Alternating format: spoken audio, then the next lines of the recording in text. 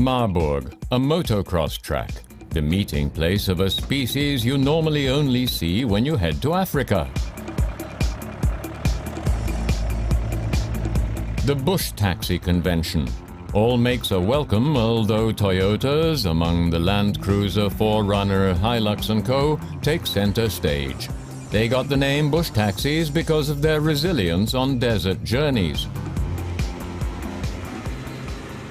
There used to be an advert for Toyota that said, "Gets you there, gets you back." And that sums up the car's appeal very well. It gets you there, and above all, it gets you back again. Dyed-in-the-wool fans swear by the Land Cruiser. Robust, capable off-road and roomy, but unfortunately expensive. Perfect nonetheless for that trip from Hamburg to Mauritania.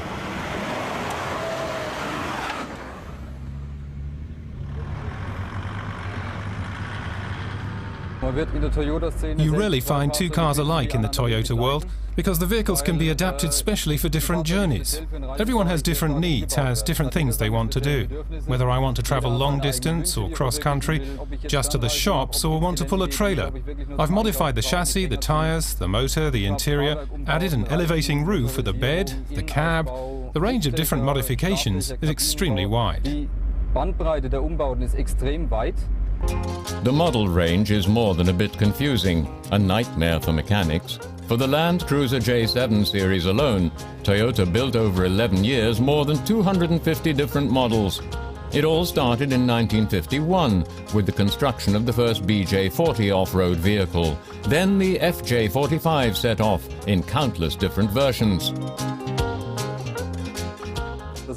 This is the model series that made Toyota famous in Germany, and the one that gave it its indestructible reputation. Mine looks like a classic off-road vehicle, has a rigid ladder frame, 2 solid axles on leaf springs, a large capacity motor with very low power output, and a 3.8-litre engine with 125 horsepower. And it goes forever. Strangely, the red pickup only has logged 21,000 kilometers. It was used by the Danish fire service for decades, but it doesn't seem to have been deployed too often. The 1972 FJ55 is an exotic model. Its odd-looking front was controversial. This fantastically restored former gardening car from the German noble house of Thurn und Taxis is now only driven to conventions. A fuel consumption of 15 to 20 liters per 100 kilometers is suitably princely.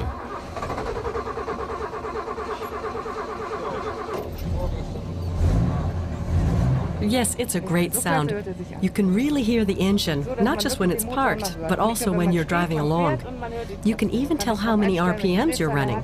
It doesn't have a rev counter, but the sound tells you when to change gears. I think all old cars should be like this.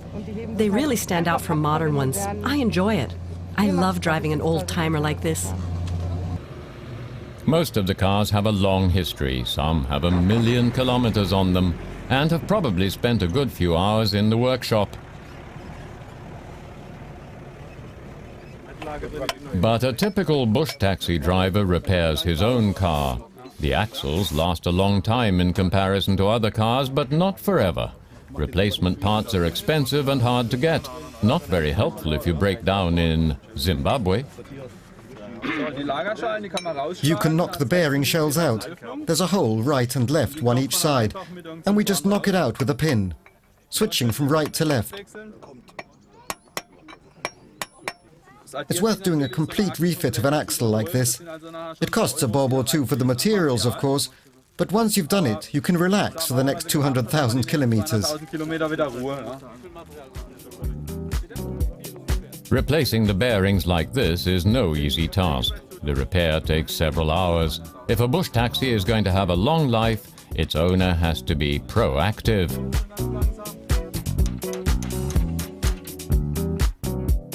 Among the classic bush taxis is the new Hilux, recently launched by Toyota in Germany. Will the 6th generation of the multi-million selling pack pony also stand the test of time? We'll put it through a thorough test in the next episode of 4x4 to find out.